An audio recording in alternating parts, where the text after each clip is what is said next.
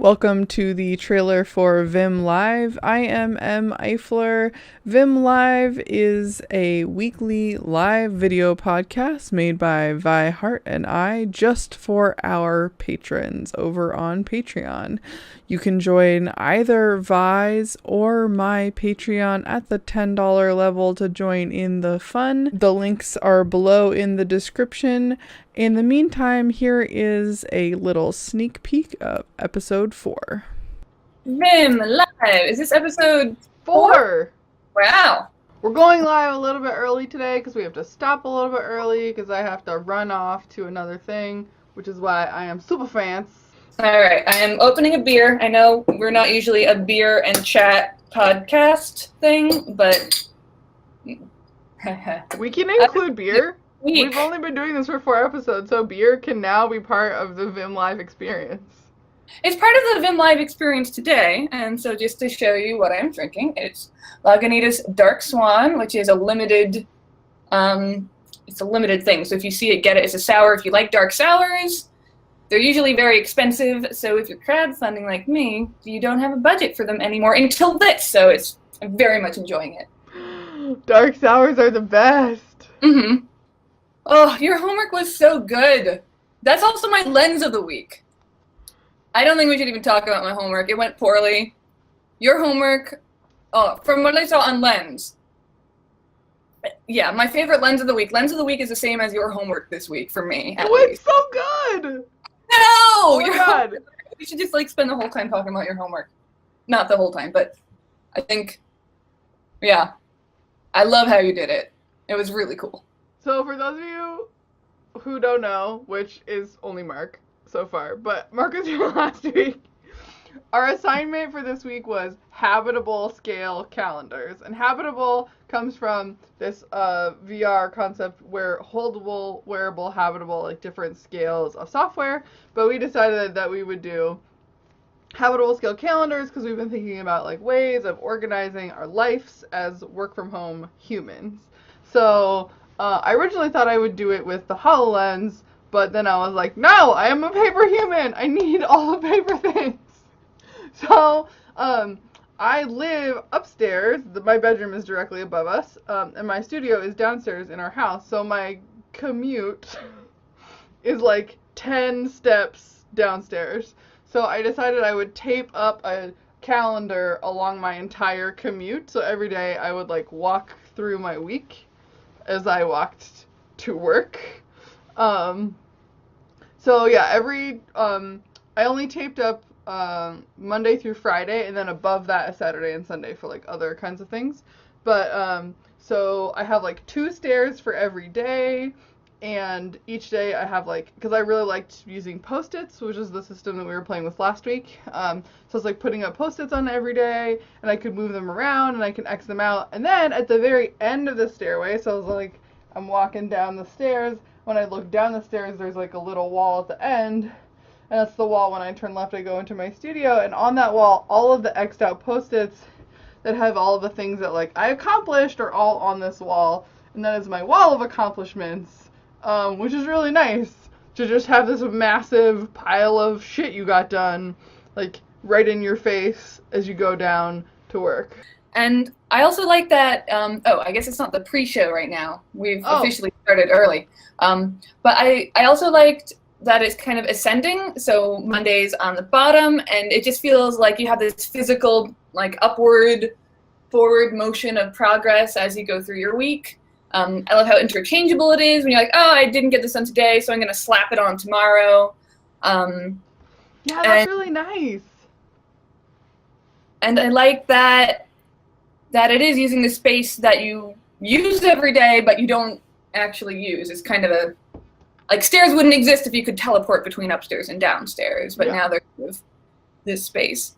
Maybe I'll include it in my new vlog that I have for some reason. I'm doing. I am now a daily vlogger for a reason I don't totally understand.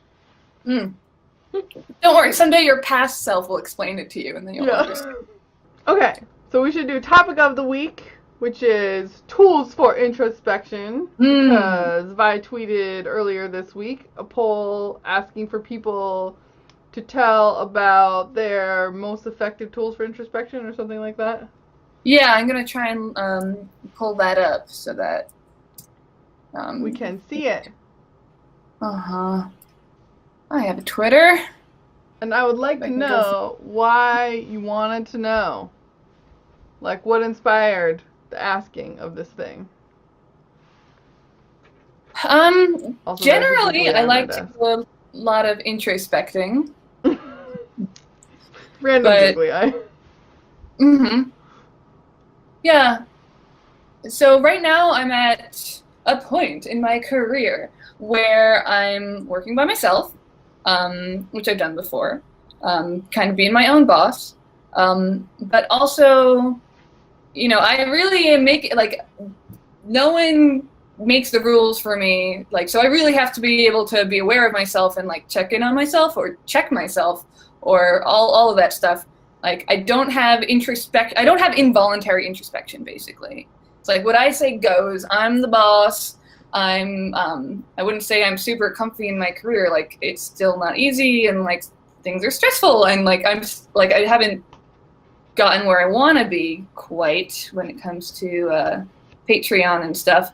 But I'm close enough that, you know, it's easy to get away with not introspecting or just doing what I think works without really thinking too much about it. And also, I'm at a point in my career where, in some ways, I'm just went 10 years back and just... True facts. It's like, oh, you know, if I had been doing YouTube stuff, if I wanted to do YouTube stuff, which I don't, as in, like, I don't want to get good at the YouTube algorithm game. My goal is not to get 10 million subscribers and have lots of likes and stuff. Like, that's not what I'm looking for. But if I were, then if I'd spent the whole last 10 years working on that, you know, I could be pretty good at it right now. But instead, we went off on this crazy adventure of doing virtual reality and getting other skills, basically. So I don't want to just... Nobody wants to use. No one wants to use. So, you know, I don't want to just kind of have wasted 5 years of my life, which I don't think I have. But I don't want to just settle back into what I was doing 10 years ago without thinking about a little deeper about how to achieve what my actual goals are and move forward and bring it all together instead of just settling into what used to be comfortable because I used to be good at it. Have you done, like, what my 5-year goals are? Oh, that sounds like... People keep asking me this, and I'm just like, I don't know. Like, okay. My long-term goal has always been be on ARC-21. Like, that, just that one sentence, just that thing. I want to be on ARC-21. And the reason is because that's how I started as an artist. I started as an artist because I was inspired by artists in ARC-21, and I basically define artistic success by being in ARC-21. I have no idea, like, how to get there or, like, anything. And I don't even really think, like, that's the best goal to have. Let's see, we're almost out of time before you have to go. Oh, yeah, run away to go to Oakland. Woo! What's in Oakland? I am going to a secret artist critique group that I was secret invited to that I've never been to before. So that's why I'm all fancy. Is that a common thing where artists have secret critique groups? Yeah.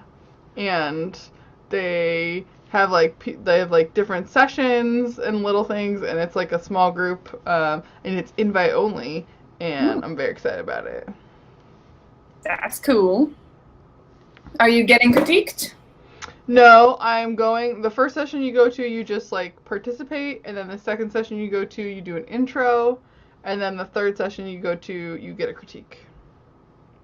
That's a good way to do it. So by then I should have my wearable masking machine project set up, which maybe we can talk about next week. Yeah. Okay. Goodbye! Bye!